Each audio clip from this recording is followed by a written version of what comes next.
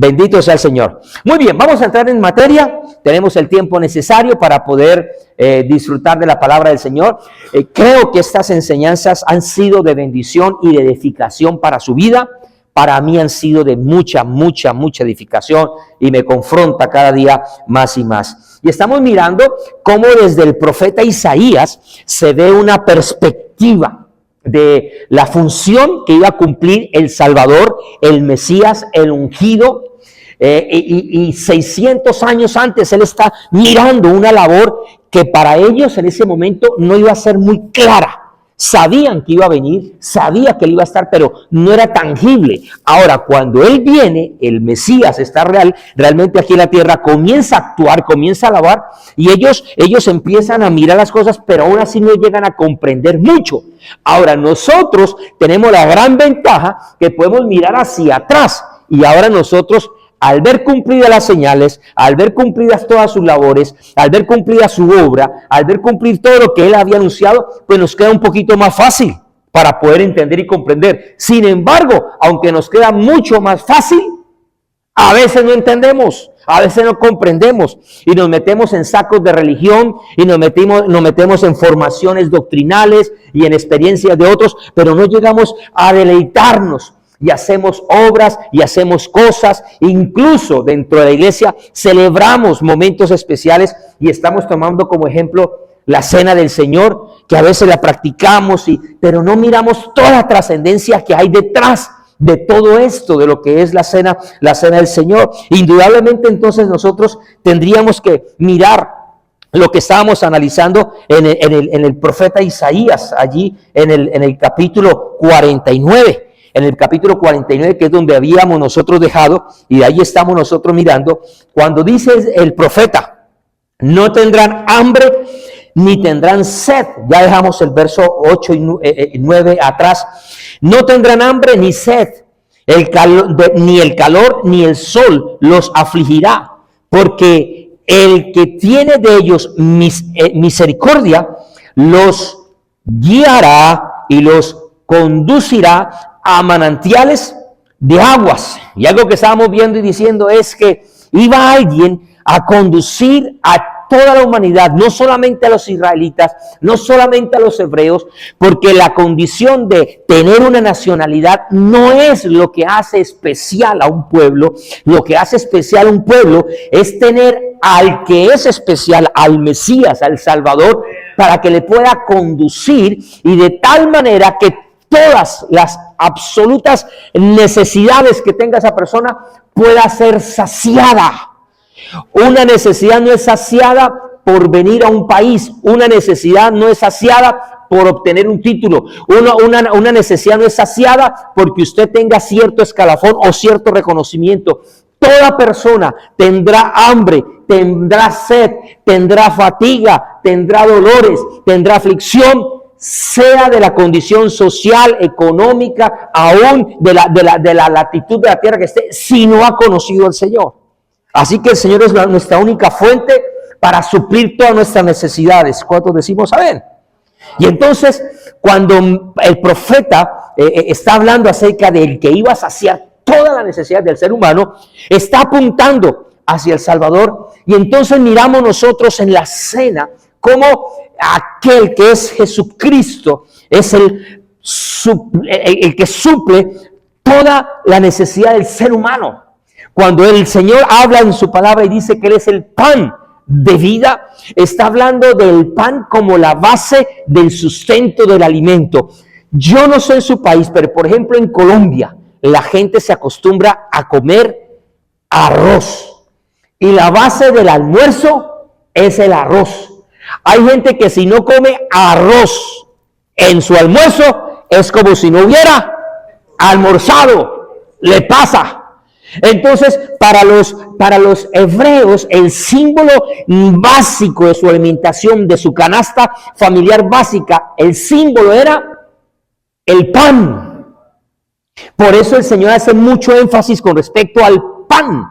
Por eso el Señor dice, aún en el Antiguo Testamento dice, no solamente de pan vivirá el hombre, sino de toda palabra que sale de la boca de Dios. El Señor Jesús, cuando está enseñando en la oración de lo que nosotros conocemos como el Padre Nuestro, el Señor dice: Padre, el pan nuestro de cada día, dándolo hoy. Entonces encontramos a Jesús como el símbolo del pan de vida. Diga conmigo: Jesús es el sustento, es la base, es el deleite de la vida del ser humano. Ahora, si usted me acompaña a Juan capítulo 6, en Juan capítulo 6, abra su Biblia, hoy vamos a tener esa oportunidad, o apúntelo allí.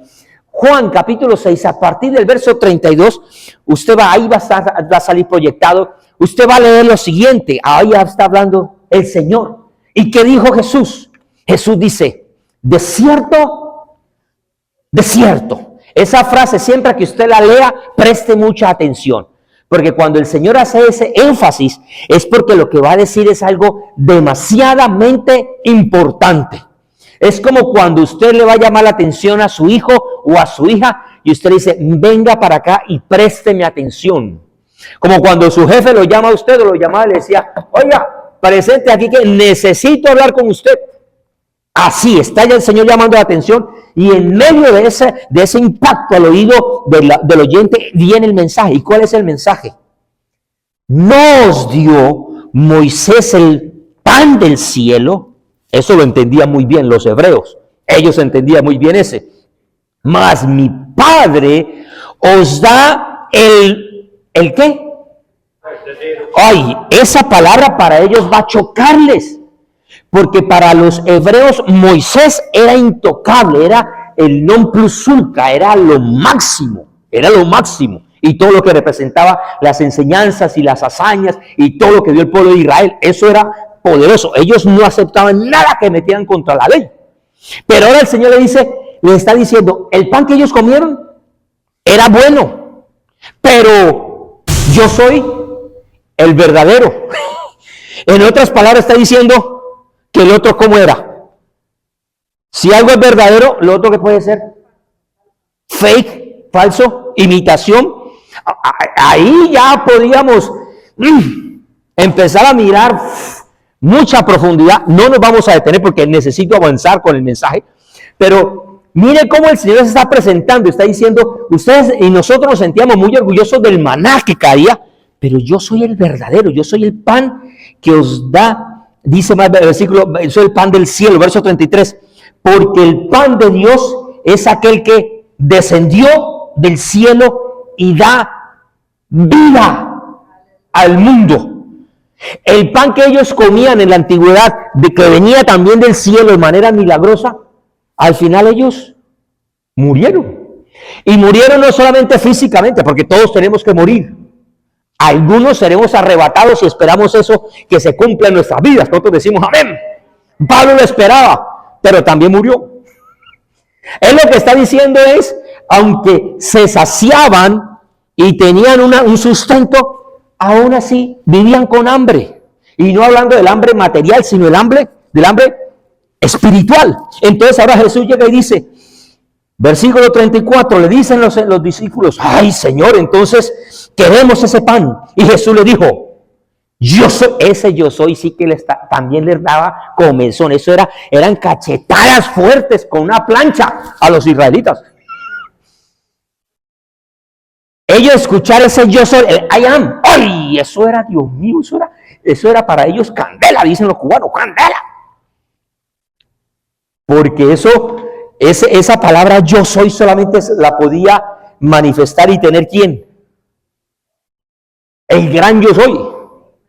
Y cuando Jesús dice yo soy, uy, eso a ellos les daba escaramuza. Yo soy el pan de vida. El que a mí viene, dice el Señor, nunca más tendrá hambre. Y el que en mí cree no tendrá sed jamás. Así que Juan está escribiendo las palabras del Señor, donde el Señor está afirmando y está diciendo que comer de ese pan, número uno, calma el hambre. Diga calma. Pero no solamente calma, Porque es que muchas veces ustedes tienen hambre y come alguna, en Colombia decimos chucherías, alguna cosita, algún snack, alguna cosita, y usted coge calma el hambre, pero sigue con hambre. Lo que está diciendo Juan es mucho más que calmar. Lo que está diciendo el Señor Jesús es que Él cancela, Él sacia, Él satisface todas y cada una de las necesidades que tenga el ser humano. Llámese como se llame. Hay una necesidad sentimental, el Señor es la respuesta. Hay una necesidad física, el Señor es la respuesta. Hay una necesidad de enfermedad, el Señor es la respuesta. Hay una necesidad económica, hay una respuesta que es Cristo. Donde quiera que haya necesidad del ser humano, llámese como se llame, la única respuesta que podemos encontrar, salvación y vida eterna, es Cristo, no hay otra. No es el banco, no es el amigo jefe, no es la palanca que podemos conseguir, no es otra, no es la farmacia, no es la medicina, es Cristo. Y entonces cuando nosotros vemos esto, vamos a encontrar que esa afirmación que Jesús está dando tiene una respuesta válida en el mensaje que está dando Isaías con respecto a aquellos que no van a tener hambre ni van a tener sed jamás. Entonces podemos decir también que el pan, el Señor, es un símbolo de la comunión del cuerpo de Cristo. Cuando estamos entonces hablando de estas metáforas como el pan como símbolo de la comunión, entonces vamos a encontrar lo que nos dice el apóstol Pablo en su primera carta a los Corintios, en el capítulo 10 y en el versículo 16. Porque no solamente se enfoca en el pan, sino también ahora habla de la sed. Y habla entonces ahora del vino. Y va a hablar entonces del texto que dice que la copa de bendición que bendecimos, y pregunta de manera, cuestiona a lo profundo del corazón. Pablo está diciendo, ustedes han tenido un rito, ustedes han celebrado una ordenanza, ahora vamos a hablar de eso, ustedes están celebrando algo, pero ustedes no son conscientes de esa copa, que cada reunión, que en cada momento ustedes tienen, porque esa copa, pregunta al apóstol, no es la comunión de la sangre de Cristo. Y pregunta, el pan que partimos no es la comunión del cuerpo de Cristo. Así que cuando el apóstol está trayendo a memoria este momento, nos podemos analizar que estas dos metáforas, tanto el pan como símbolo de Cristo y también la copa como símbolo de la gracia y de la comunión con el pan con nosotros, nos lleva a nosotros a tener un momento y una acción de gracias. Diga conmigo, acción de gracias. Una acción de gratitud, que si nosotros le ponemos el nombre griego que se utiliza para describir la palabra o la frase de acción de gracias, estaríamos hablando de un término que usted y yo hemos escuchado, pero que tal vez lo hemos escuchado es en otra religión o en otra denominación o en otra corriente cristiana por ahí, y que nosotros se nos ha olvidado. Y es la palabra griega Eucaristía. ¿Usted ha escuchado esa palabra, la Eucaristía? ¡Ay! Muchos de esos grupos religiosos dicen, vamos a celebrar la Eucaristía.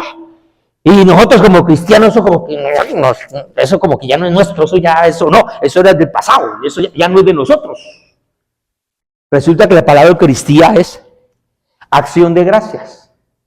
Así que cuando nosotros venimos al Señor o venimos al templo y estamos con el cuerpo de Cristo, con una actitud de gratitud, estamos celebrando una Eucaristía.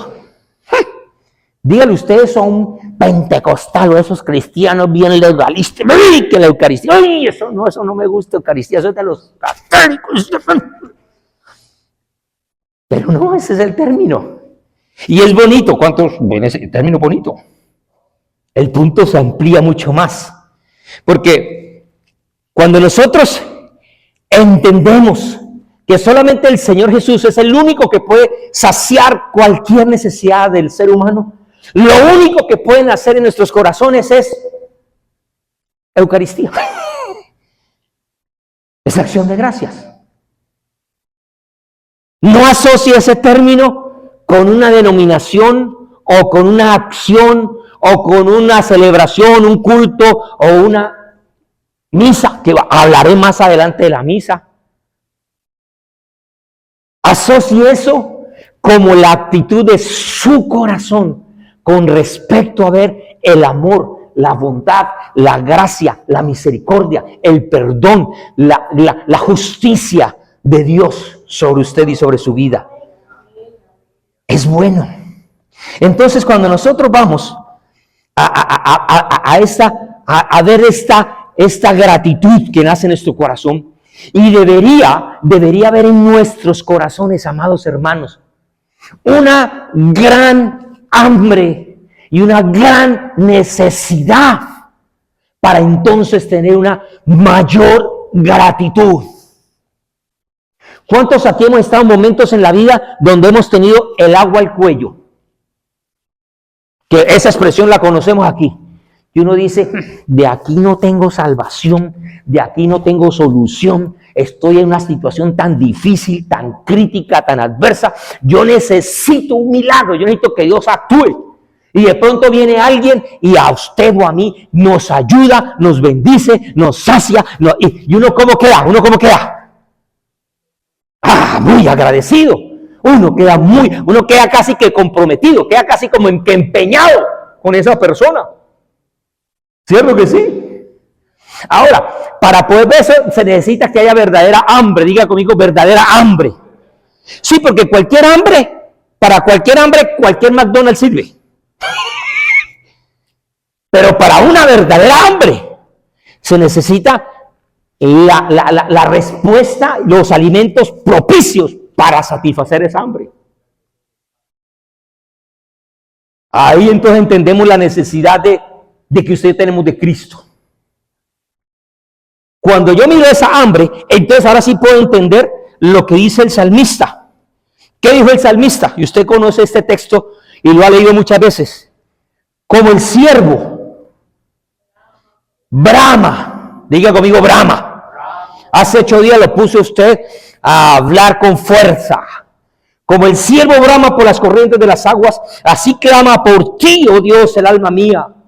Y dice el salmista, mi alma tiene no solamente hambre, mi alma tiene sed, no de cualquiera, sed de Dios. Y después él hace una pregunta, ¿cuándo? Es algo que él extrañaba, es algo que él anhelaba, era el deseo de él. ¿Cuándo vendré y me presentaré delante de Dios? Ahora, esa hambre viene cuando, hablando del siervo, esa sed y esa hambre que tiene el siervo, ahí le puse la fotico del siervo. ¿Usted conoce a los siervos? Hace 8 días tuvimos la oportunidad del festivo de irnos con la familia al zoológico a llevar a las niñas y estaban felices y habían siervos. Pero cuando pasamos, estaban calladitos. Había unos que están dormiditos, ahí echaditos. ¿Sabe por qué estaban dormidos y por qué estaban echaditos, estaban en silencio? ¿Por qué? Estaban llenos. Esa es la respuesta. Estaban saciados, estaban cómodos. ¡Ja! Pero cuando ellos tienen hambre y cuando tienen sed, ¿usted ha escuchado a un siervo bramar? ¿Sí lo ha escuchado? Tal vez no, algunos sí. Bueno, vamos a escuchar aquí, así sale el video de cómo brama.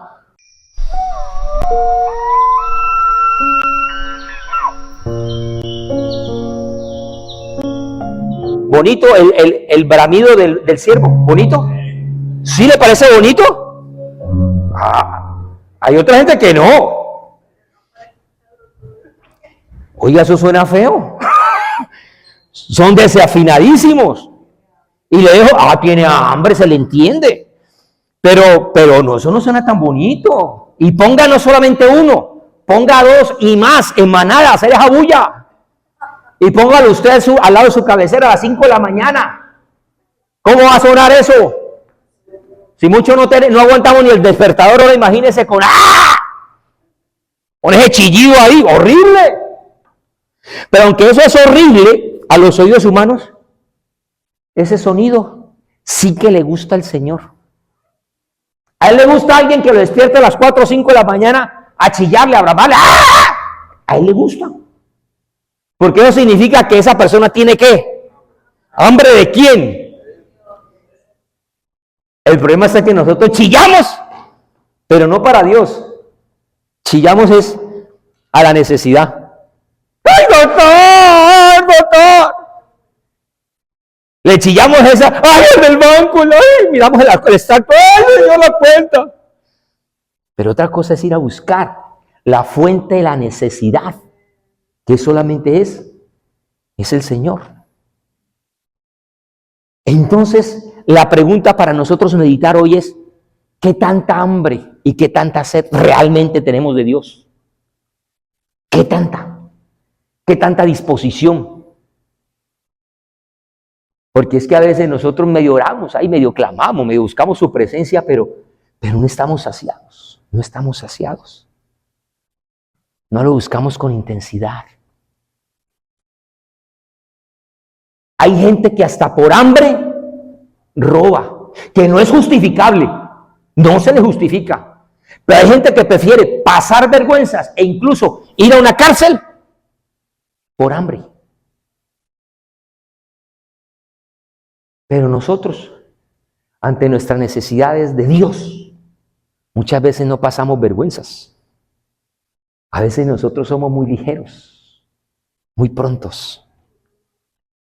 Entonces, con base a esto, hablemos de cómo esa cena del Señor nos va a permitir a nosotros adentrarnos un poco más en lo que es el significado de este simbolismo que nosotros tenemos. Lo primero que voy a decir es que en todos los 4 evangelios, aquí voy a ser un poquito profesor, podríamos decirlo, de maestro, así que no se pierda, no se deje persuadir por el sueño, esté muy atento, porque lo que va a recibir usted le va a bendecir muchísimo. Y lo primero que entonces tengo que decirle es que todos los evangelios, todos los 4 evangelios asocian la cena del Señor con la muerte sacrificial. Y quise poner esa palabra, la muerte sacrificial de nuestro Señor Jesús. Porque no solamente era necesaria una muerte. La palabra decía, o el mandato decía, que para que haya remisión de pecados, ¿qué tenía que haber? Sangre, muerte. Pero podía haber sido que, por ejemplo, el Señor, como su primo Juan el Bautista, lo hubieran decapitado, que también es una muerte fuerte, fea, horrible, y se derramó toda la sangre y se cumplió. Sin embargo, no es así. Tenía que ser no cualquier tipo de muerte, tenía que ser una muerte sacrificial.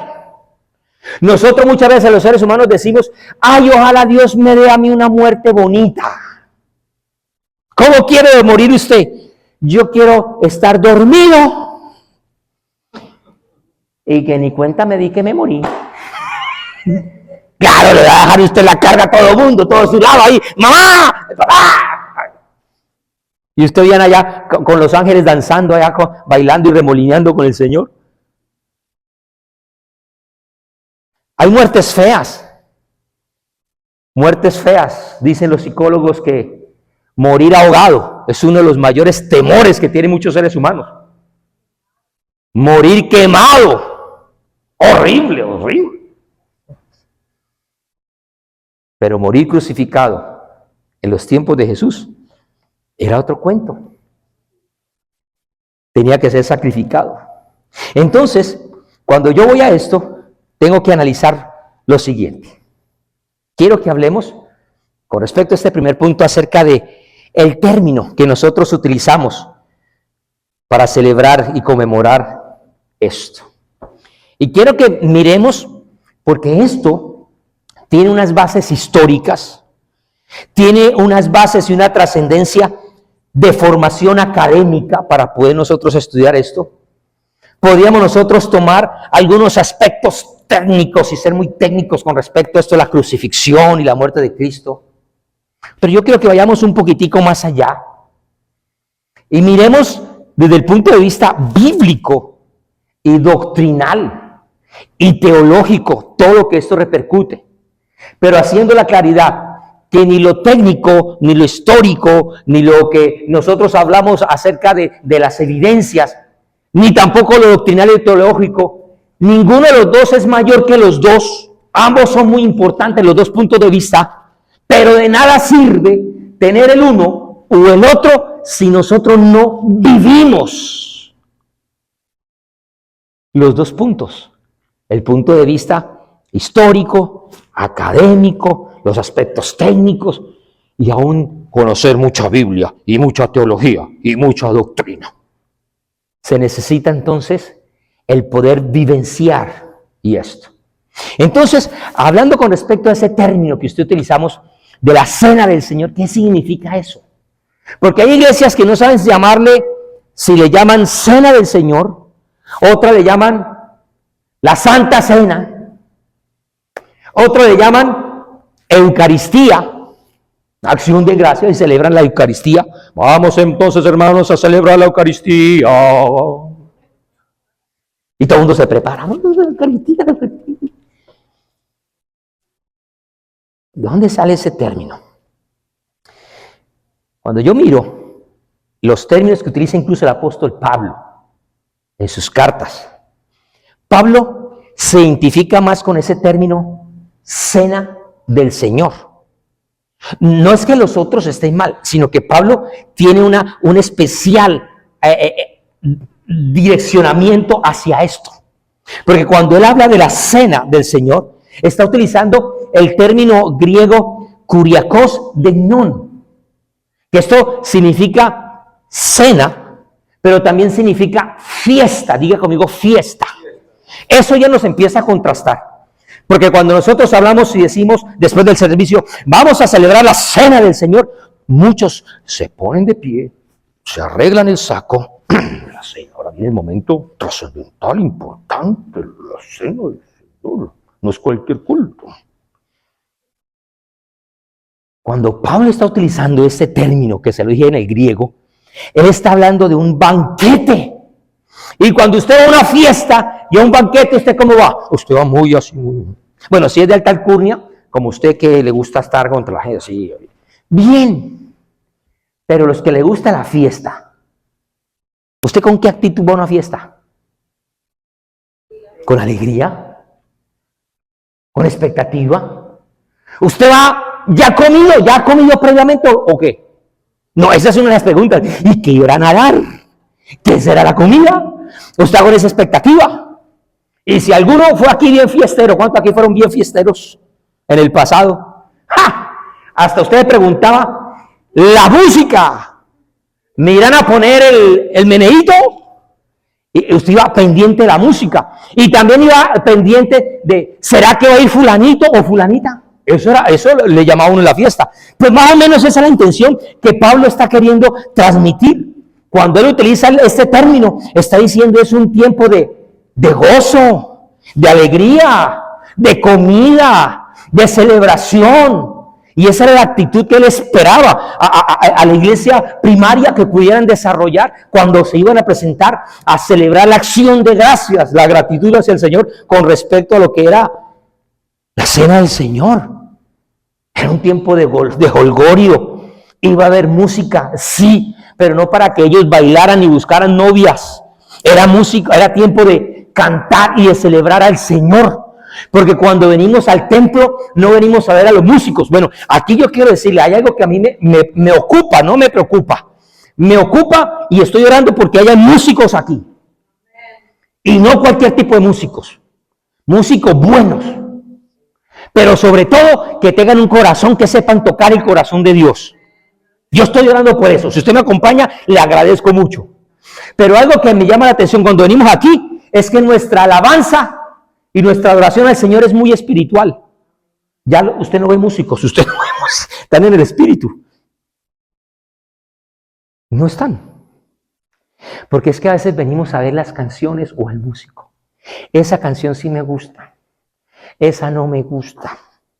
Ay, eso cómo cantan, cómo se desafinan, ay, cómo tocan esos instrumentos. Y eso se pierde la esencia de lo que es la alabanza del Señor, la fiesta para el Señor. Y entonces cuando nosotros miramos lo que Pablo dice, por ejemplo, le exhorta a la iglesia en los Corintios y llega y les dice a ustedes, mire, ustedes se están reuniendo y ustedes están celebrando, pero lo que ustedes están haciendo, eso no es comer la cena del Señor. Ahí utiliza el término que le dije a usted en el griego, kuriakos, dignon. No, él está diciendo, están reuniendo, pero no lo están haciendo correctamente. Eso usted lo puede leer en la primera carta a los Corintios. Ahora, nosotros tenemos que entender que en los evangelios como tal, 3 de ellos, de los 3 evangelios que se conocen como los sinópticos, los evangelios sinópticos son Mateo, Marcos y Lucas. Esos son los 3 evangelios sinópticos. Cuando usted lea alguna literatura o algo, esos 3, cuando lee los evangelios sinópticos, son esos 3 solamente. Cuando usted mira esos 3 evangelios, los primeros 3 evangelios, ellos identifican el cuerpo de Cristo como el partimiento del pan. Y usted va a leer las frases que Jesús dijo, por ejemplo, dice él, este es mi cuerpo entregado por vosotros. Y también va a ver a la sangre, el vino, representando y manifestando hacia la sangre. Por eso el Señor dice ahí, esta es la sangre del nuevo pacto derramada. Diga conmigo, nuevo pacto. Sin embargo, cuando usted mira el Evangelio de Juan, Juan no hace tanto énfasis a estos aspectos de la cena, sino como que él se enfatiza más es en la labor del lavado de los pies. ¿Recuerda esa celebración cuando Jesús lava los pies de los discípulos? Entonces, no es que Juan diga, no es importante la cena cuando el Señor partió el pan. No, sino que él está diciendo, ya ustedes lo conocen, ya lo saben, pero ahora hace falta que ustedes lo pongan eso por práctica. Recuerde que Juan fue el último de los apóstoles que vivió. Y entonces él mira todo lo que está escrito, todos los hazañas y todo lo que... Y él dice, hay un énfasis que tengo que dejar claro. Es que la cena es muy buena, pero hay que ponerla por obra.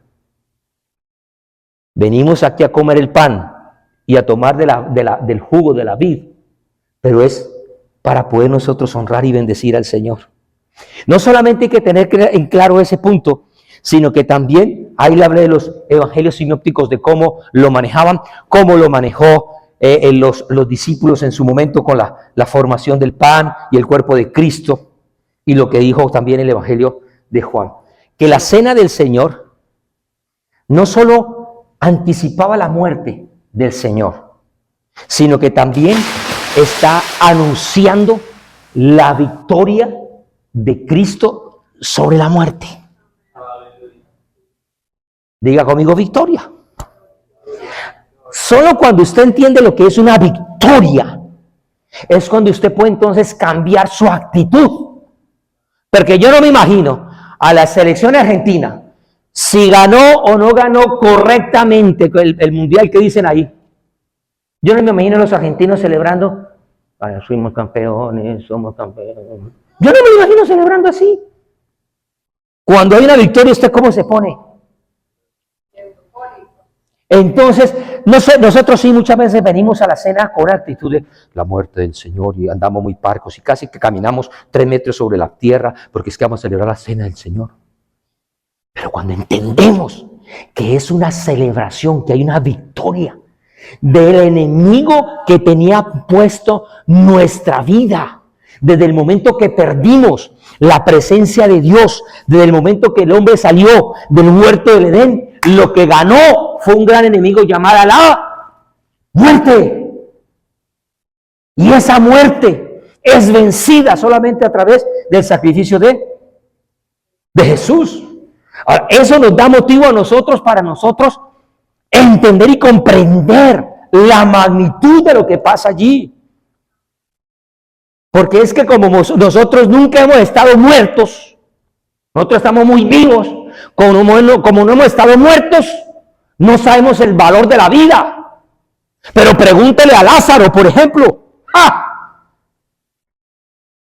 ¿Por qué muchos cuando están en estado de irse para la muerte, cuando están a punto de morir, dicen, ay, si el Señor me diera a mí otra vez una segunda oportunidad? Ahí sí clamamos.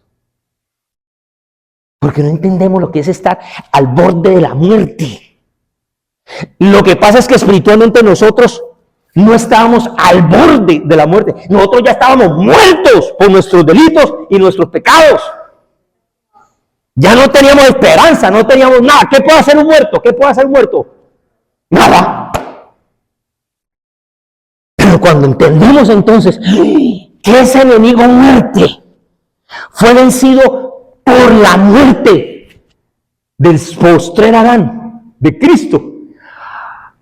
Y entonces usted sí puede comprender lo que es una victoria. Sé que el tiempo ha avanzado. Cuando nosotros vemos el término de la Santa Cena, de la Cena del Señor, mejor, como Pablo mejor nos enseña. No es que vamos a condenar al que diga, ¡ay, la Santa Cena! No, se entiende. Pero el término que Pablo más enfatiza es hacia ese. Cuando yo miro lo que Jesús dijo, cuando yo veo sus frases, cuando Él expresa a su pueblo y dice, yo os digo que desde ese momento, no beberé más de este fruto de la vid hasta el día en que lo beba de nuevo con vosotros en el reino de mi Padre. ¿Sabe qué estamos entendiendo? Que Jesús tiene sed. Que Jesús está añorando. Que Jesús está esperando.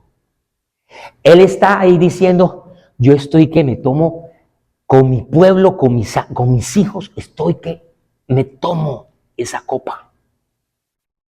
Pero para que llegue eso, que va a ser muy pronto, espero yo en el Señor, tiene que haber un origen. ¿De a dónde viene esto de que el Señor le da por decir, hasta hoy voy a tomar la copa y voy a esperarme hasta que yo esté con ustedes en el reino? Entonces, yo tengo que analizar y mirar lo que es, ¿de a dónde viene esto? Porque cuando nosotros miramos la cena del Señor hacia el pasado, y esto es bien interesante, pues tenemos que irnos al Antiguo Testamento, que es donde viene el origen de muchas de las prácticas y de muchas de las razones que aún la iglesia celebró. Solo que en el Antiguo Testamento, como le dije al comienzo del mensaje, como en el tiempo de Isaías, hacían cosas, pero no comprendían mucho. Que después la iglesia comienza a practicar también algunas cosas y algunos cambios y todo, pero tampoco llegaron a entender mucho. Ahora nosotros tenemos que comprender a dónde es que apunta esto. Entonces, tendríamos que, si yo le hablo a usted y le digo, si miramos en el Antiguo Testamento, ¿dónde nace el concepto de una cena especial para celebrar conmemorablemente? ¿Dónde diría usted? ¿Dónde usted encuentra en el Antiguo Testamento una cena especial que de ahí en adelante se iba a volver un ritual, una celebración constante para el pueblo hebreo? ¿Cuál llega a su mente? Una que es muy especial para ellos. La que celebran que estaban no muertos, sino que estaban esclavos. Y una cosa es estar esclavo, pero vivo, y otra cosa es estar muerto. Ellos estaban muertos, no, estaban vivos. Bueno, espiritualmente sí estaban muertos como todos los seres humanos, pero por lo menos tenían vida y estaban esclavos. Inmediatamente entonces uno empieza a asociar cena del Señor. ¡Ay, los judíos celebran Pascua! Celebran la comida y todo lo que hacen con el panásimo y todo lo que usted conoce, el cordero, y inmediatamente llega a nuestra mente ahí. Sin embargo, a mí que me gusta meterme a estudiar un poquitico, tengo que entender que la sangre de Cristo, que es lo que estamos hablando en este momento, acerca de la obra y del sacrificio de Jesús en la sangre, pues si yo me voy a la Pascua, Me voy a acordar de la fecha cuando dijeron, van a matar un cordero y por familia se lo van a repartir y se lo van a comer. Y la sangre la van a poner en los dinteles. ¿Se acuerda de ese pasaje? Claro, lo conocemos, la salida de Egipto. Inmediatamente nuestra mente nos llevaría ahí. Pero si vamos un poquitico más dirigidos por el Señor y vamos al Antiguo Testamento y aún mucho más atrás, vamos a encontrar que hubo antes otro sacrificio que a veces pasamos por alto, que habla de sacrificio también de animales. Y tengo que ir entonces al primer libro de la Biblia, ya no a Éxodo, sino a Génesis. Y ahí voy a ver la primera manifestación donde el hombre trató de cubrir su grave error de pecado, que fue desobediencia. Porque pecado no es solamente adulterar, o fornicar, o mentir, o ser orgulloso. Pecado es desobedecer a Dios. Eso fue lo que llevó al hombre a perder la comunión con el Padre, desobediencia. Y en su vano intento, ¿qué hizo el hombre por tratar de cubrir su error de desobediencia? ¿Qué hizo el hombre? ¿Qué hizo el hombre? ¿Se cubrió con qué? Con hojas. Y agarró maticas verdes, las arrancó, mató las hojas. Porque el momento que se arrancan, empiezan a morirse. Se tapan con eso y puede que ese vestido marca Christian Dior de la naturaleza. Le hubiera durado un día, 2 días, 3 días. Al cuarto día, si no se le echa agüita a una florecita, usted sabe lo que empieza a pasarle. Empieza a perder el color y empieza a chucharrarse y empieza la florecita, después hay que echarle agüita y todo. Está muerta ya. ¿Te imaginas andando con una hojita ya toda marchita y seca? Que empieza a caérsele por pedacitos así, porque así empiezan las maticas a caerse. Y a Eva también aquí en sus topless y todo. Como Dios se anticipa, dice, esas maticas se les va a secar. Porque están queriendo solucionar su problema de muerte con otra muerte de una planta. Así no es la cosa. Entonces Dios, que es bondadoso y misericordioso, ¿cuántos decimos amén? Él va, ahora sí, a la boutique celestial, ya no aquí la terrenal. Y desde su corazón nace una idea. Y dice, hay que cubrir al hombre. Hay que cubrirlo. Y entonces yo me voy a la escritura en Génesis. Y usted conoce el término que dice que el Señor ahí cubrió e hizo unas túnicas ¿de qué? De pieles. Y como pues a mí me gusta estudiar y profundizar, y yo tengo una gran responsabilidad con ustedes.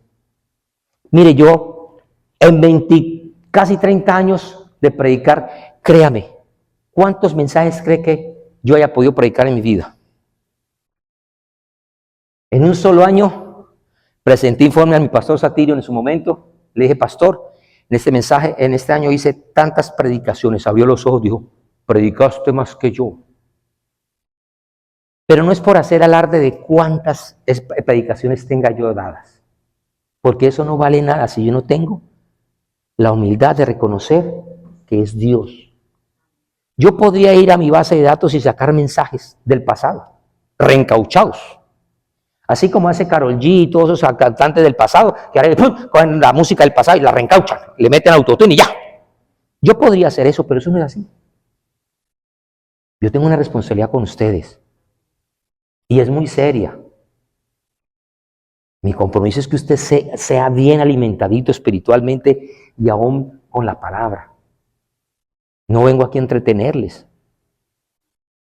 Entonces empiezo yo a estudiar y voy meditando en tanta cosa y todo, y llego aquí a la palabra pieles. ¿Qué quiere decir? ¿Qué palabra utilizó el escritor con respecto a la solución? Por ahora temporal, porque ya sé que la solución definitiva es Cristo, porque es que la solución del hambre, del maná, era temporal, pero había un verdadero pan que se iba a manifestar, verdadero, para no volver a tener sed. Tenía que haber también una acción temporal, pero que iba a apuntar a lo que iba a ser eterno. Y resulta que me doy cuenta que esa palabra pieles que está allí en el hebreo, no me voy al hebreo moderno, sino al antiguo hebreo. Y aquí le pongo las evidencias para que usted mire cómo es la cosa. Aparece la referencia, usted sí notó la referencia de pieles era 16:35. Y ahora, en toda esa referencia que nosotros encontramos ahí, ya usted empieza a leer lo que significa realmente esa palabra. Tiene dos grafemas, dos muñequitos para que usted entienda. Tiene una que es un ojo, y según lo que dice, esta es una pintura de un ojo. Y el segundo muñequito es un picture of a man. Una señal, una imagen de un hombre. Y entonces si unimos las dos, es una imagen, diga conmigo imagen. Eso podríamos decir es una representación. Yo soy Daniel, pero si me toman una foto, una imagen, una cosa es imagen y otra cosa es Daniel. Y entonces unidos podríamos decir que esto significa, combinadas estas palabras, significan veo a un hombre. En otras palabras, cuando ella pone la ropa diseñada por Dios, las pieles, y está diciendo, estoy viendo a un Salvador. Y mire lo que significa ahí. Esto no es que yo me metí, que el Señor me habló en un sueño y me dijo, Daniel, la representación de túnicas. No, es lo que dice la palabra. La palabra y el estudio dice, cuando un enemigo es capturado, él es despojado, él es desnudado. ¿Voy bien en el inglés? ¿Sí voy bien, pastor? En la traducción ahí en inglés, lo que estoy leyendo, ¿o estoy mal? ¿I'm wrong? I'm right? Thanks. Cuando un enemigo es despojado, desnudado de sus vestiduras, de su ropa, y entonces va a ver su piel. Ese es el símbolo que está hablando allí. Entonces, cuando yo miro eso, tengo que entender que tengo que ver a un hombre que haya sido despojado de sus vestiduras.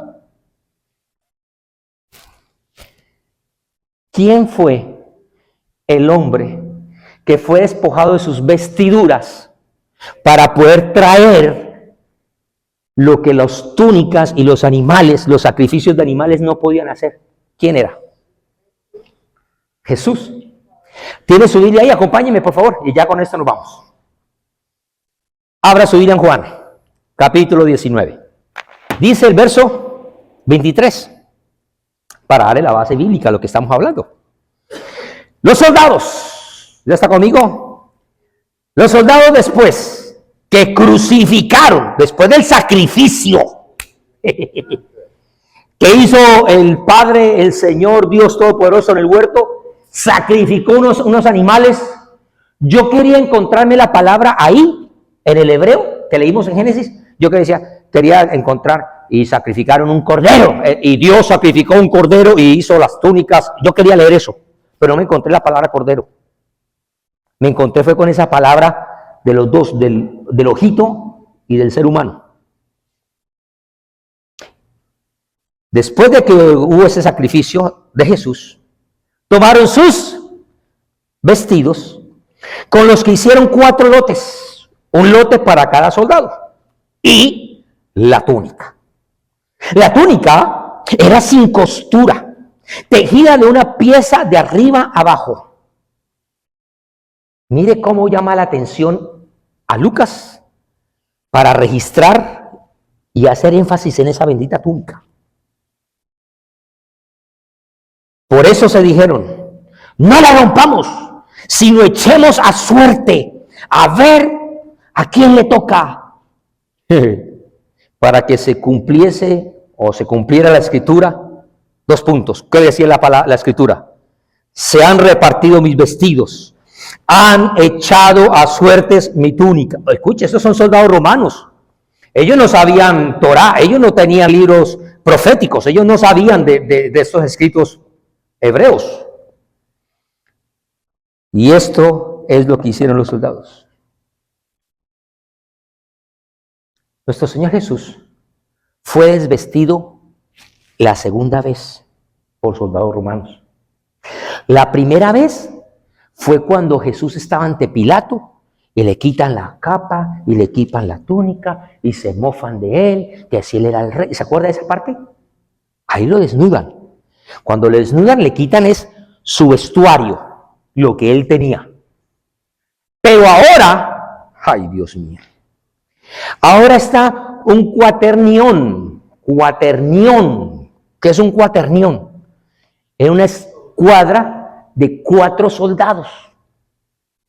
Y entonces cuando vieron al reo llamado Jesús ahí, uno llegó y dijo, yo me quedo con el turbante, el velo que utilizaban para cubrirse el desierto y todo. El otro dijo, pues yo me quedo con el vestuario exterior. El otro dijo, pues yo me quedo con el cinto. Y el otro dijo, pues yo me quedo con las sandalias. Pero eran 4 soldados. Y había una quinta prenda que quedó ahí. Y esa es la que decimos en Colombia, la rifaron. ¿Qué quedó? La túnica. Y no voy a hablar más de la túnica, pero lo que quiero decir es que a Jesús le quitaron todo. Quítese por favor de su mente esa imagen con la que usted creció desde niño, donde hay un crucifijo representando a un Cristo, una cara un poco lánguida, los ojos medio abiertos o ya muerto, y con un pequeño trapo en sus zonas genitales. Él quedó completamente desnudo. Fue una vergüenza. Para un hebreo, estar desnudo era una vergüenza. Pero todo eso era porque se tenía que cumplir la Escritura. Porque había una profecía también que está registrada en el libro de los Salmos, en el capítulo 22, cuando él dice, repartieron entre sí mis vestidos y sobre mi ropa echaron suertes. 1000 años antes había dado esa palabra. Los soldados ni sabían, pero se tenía que cumplir. Un reo fue desnudado para ir a una cruz y hacerse maldito. Porque está escrito que maldito es todo aquel que es colgado de un. Y entonces él con su maldición, Pablo nos enseña que Cristo nos redimió a nosotros de nuestra maldición. La maldición de la ley. ¿Qué hace la ley? La ley me condena. Y si soy más literal con respecto a lo que dice el texto, la ley me maldice. Hay una maldición. Habiéndonos hecho malditos, o habiendo hecho maldición, habiéndose él hecho maldición por nosotros. Porque escrito está, maldito todo el que cuelga de un madero. ¿Sabe qué pasó con Jesús? Cuando Jesús muere y está completamente desnudado, se está haciendo maldición para hacernos a nosotros bendición. Se está quedando él desnudo para nosotros cubrirnos. Él está sufriendo sed para nosotros ser saciados. Él ha perdido el apetito, ha perdido la oportunidad de comer para ser nuestro alimento y nuestro sustento diario. Cuando Jesús muere, yo no sé si usted en sus pueblos o en sus ciudades de origen, ustedes iban a la carnicería. Pónganse por favor de pie mientras recuerdan. ¿Se acuerda cuando iban a la carnicería antes? Bueno, hoy en día en nuestros supermercados aquí americanos encontramos todo ya empacadito, en bolsas y en paquetes y bandejas y muy porcionadito. Pero ¿cuántos iban a la tienda del pueblo o de la esquina y ponían el animal ahí colgado. Todavía lo ponen en algunos lugares, bueno, ahí colgado.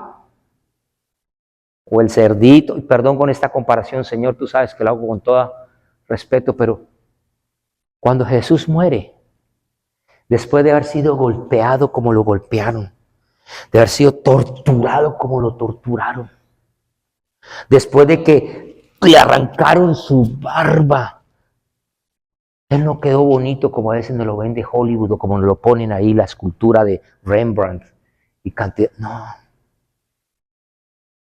él quedó horrible.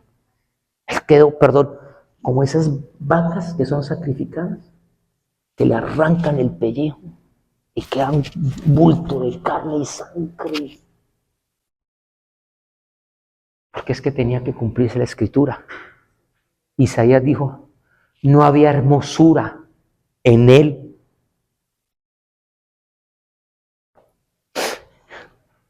No había parecer en él. La gente cuando lo mira decía, no puede ser, él no es.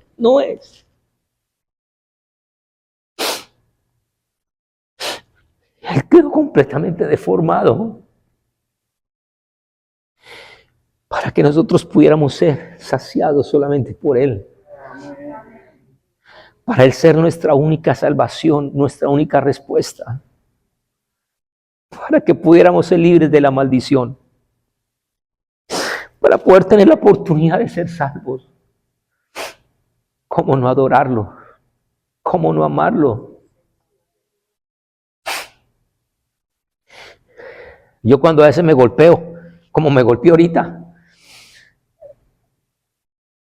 uno grita, ¡ay! Puja.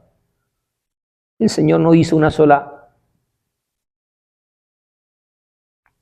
Él enmudeció, él cayó. Cuán grande es su amor para con nosotros. Jesús, ¿cómo no adorarte? Jesús, ¿cómo no exaltarte? ¿Cómo no reconocer tu belleza para con nosotros? Cuánto amor, cuánta ternura para con nosotros.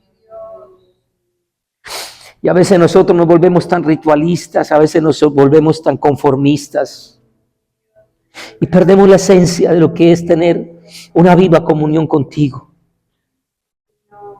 Hoy, Cordero de Dios, venimos, Señor, a acercarnos con respeto, con reverencia ante el trono de la gracia. Venimos, Señor, a celebrar con gratitud de nuestra alma el sacrificio que tú hiciste por nosotros. Ese sacrificio vivo, ese sacrificio que sí fue perfecto, ese sacrificio que sí fue agradable ante los ojos del Padre. Ese sacrificio que también te costó a ti, Padre, ver a Jesús morir. Oh, y mientras los ángeles callaban y enmudecían, oh, el corazón del Padre se estaba desgarrando. Porque solo así es que podíamos ser redimidos.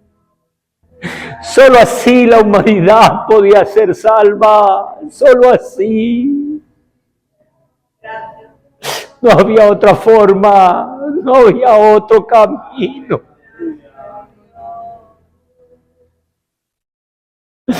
Oh Jesús.